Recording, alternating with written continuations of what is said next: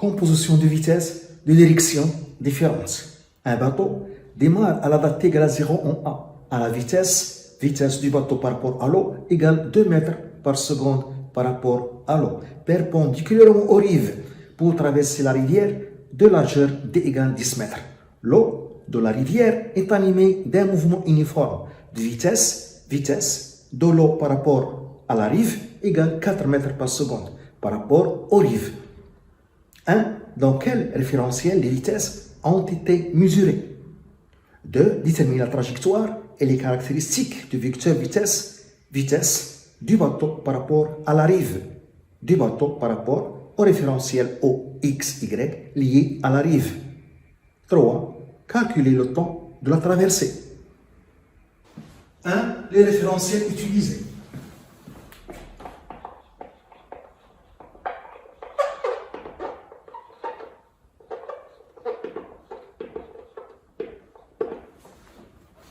Le schéma, la rivière, l'eau de la rivière, le bateau, la rive, ici il y a le sol, la terre. L'eau de la rivière est animée d'un mouvement rectiliforme sur l'axe X de vitesse de l'eau par rapport à la rive est égale à 4 mètres par seconde. Le bateau est animé d'un mouvement rectiliforme sur l'axe Y de vitesse V du bateau par rapport à l'eau, demandez 2 mètres par seconde.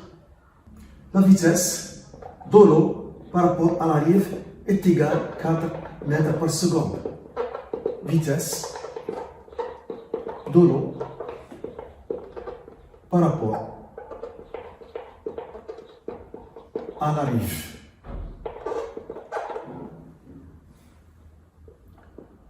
Est mesuré par rapport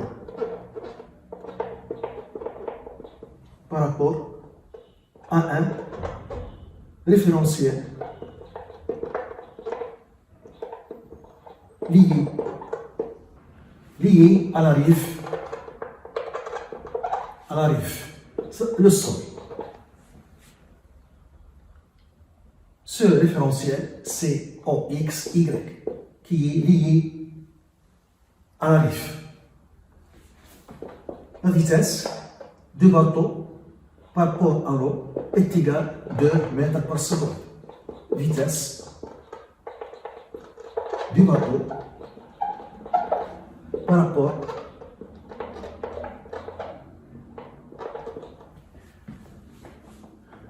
à l'eau. Mesurer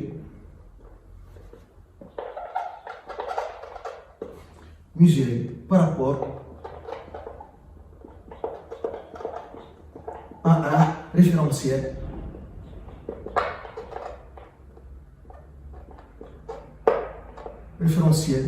lié à l'eau de la rivière.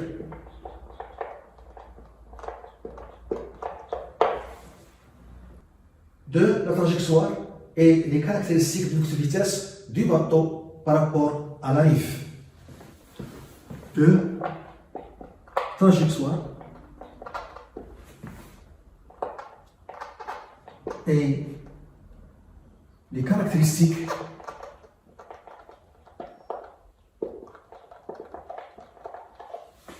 de vecteur vitesse du bateau par rapport à la rive.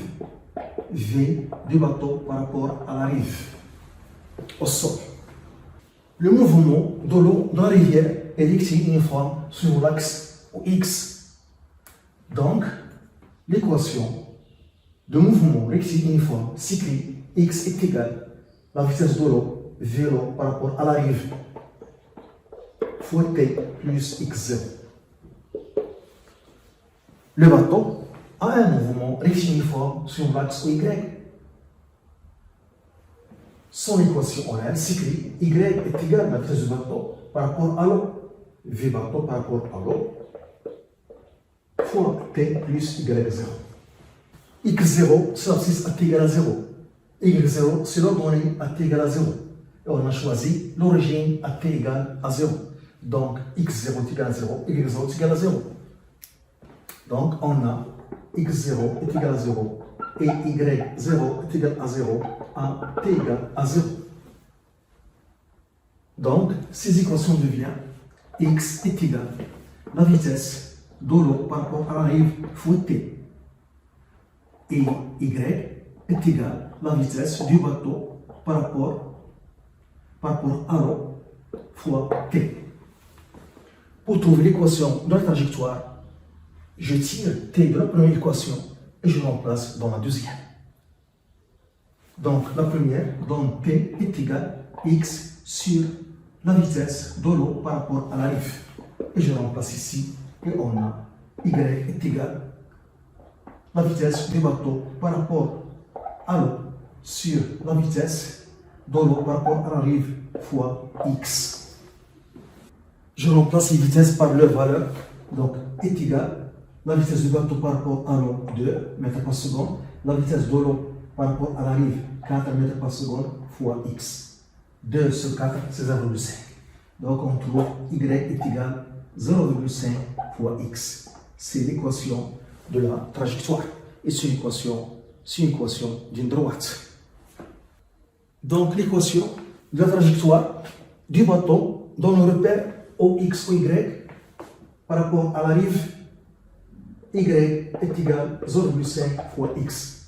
Et c'est une équation d'une droite qui passe par l'origine. Donc la trajectoire du bateau par rapport à la rive, par rapport au repère OX ou Y, est une droite qui passe par l'origine. Donc la trajectoire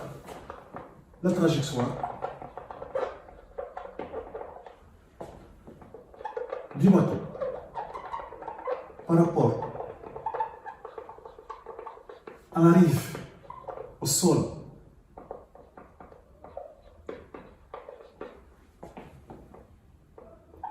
est une droite. Passons par l'origine. Passons par l'origine. L'équation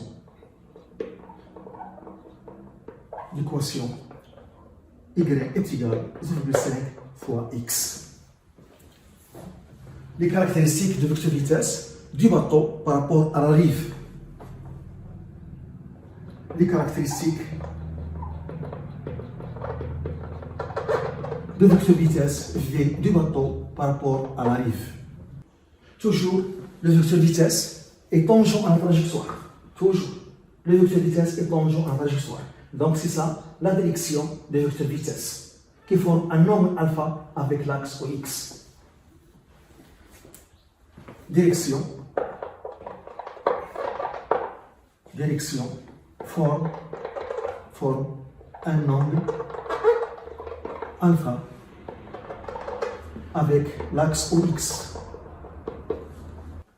La vitesse de l'eau par rapport à la rive est constante, est égale à 4 mètres par seconde.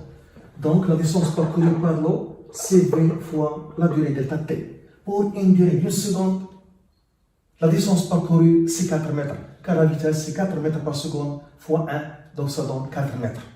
Donc ici, on a représenté la distance parcourue pendant une seconde par l'eau. Chaque division représente 1 mètre. Donc 1, 2, 3, 4 mètres. Pendant la même durée. Le bateau parcourt une distance de 2 mètres, car sa vitesse c'est 2 mètres par seconde, qui est constante. Pendant la même durée, le bateau parcourt une distance de 2 mètres, car sa vitesse c'est 2 mètres par seconde. Donc, on a sa distance 4 et sa distance 2 mètres. Donc, on peut calculer tangente alpha. Tangente alpha est égale à 2 sur 4, qui est égal à 0,5. Donc, alpha est égal. On trouve 26,6 degrés. Donc, la direction de vitesse, nous avons dit que toujours la vitesse est tangente à la trajectoire et forme un angle de 26,6 degrés avec l'axe OX. Le sens de vecteur vitesse de bateau par rapport à la rive. Le sens, c'est vers la droite, suivant la direction. Vers la droite, suivant la direction, qui est déjà déterminée. Le module de vitesse du bateau par rapport à la rive. Pendant une seconde, c'est sa distance parcourue par l'eau par rapport à la rive, 4 mètres. Et c'est sa distance parcourue par le bateau par rapport à l'eau. Et c'est ça la distance parcourue par le bateau par rapport à la rive pendant une seconde. Donc la vitesse du bateau par rapport à la rive est égale à la distance parcourue d sur la durée delta t. La distance, c'est cette distance qui est parcourue par rapport à la rive. Donc on connaît ce côté 4 mètres et ce côté 2 mètres. Donc d, c'est la racine de 4 au carré plus 2 au carré sur la durée 1 seconde. Donc on trouve la vitesse du bateau par rapport à la rive, son module égal 4,47 mètres par seconde. Trouvons la durée de la traversée.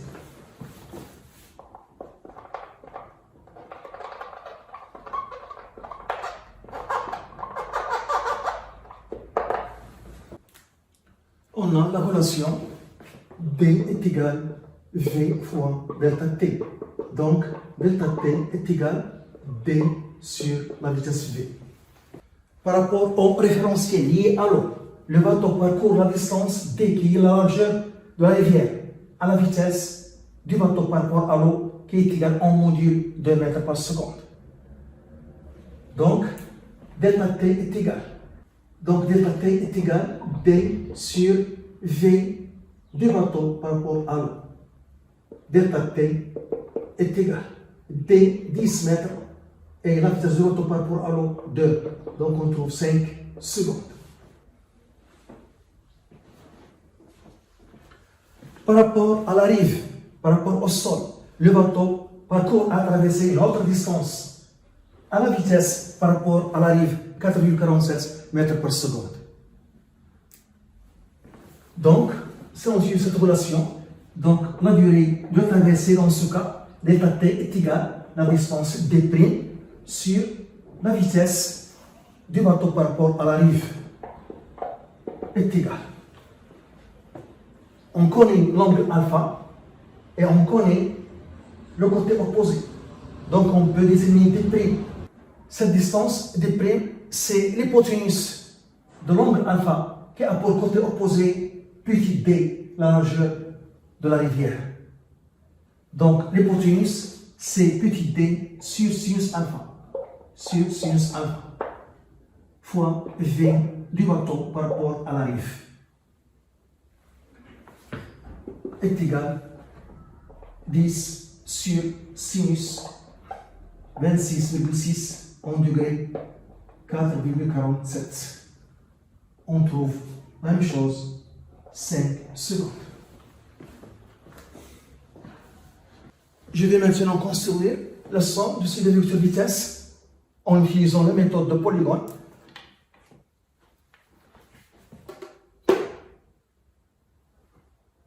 La vitesse de l'eau par rapport à la rive, la vitesse de bateau par rapport à l'eau,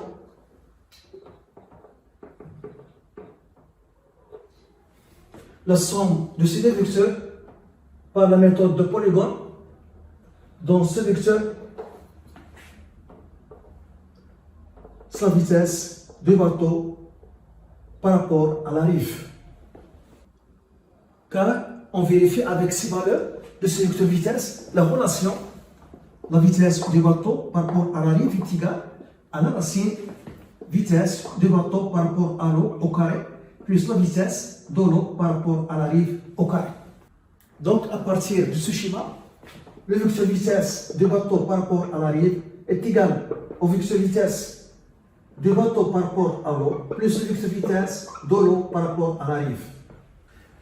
Ça, c'est la vitesse absolue. Absolue par rapport à la rive, par rapport au sol. Absolue. Ça, c'est la vitesse relative. Ça, c'est la vitesse d'entraînement.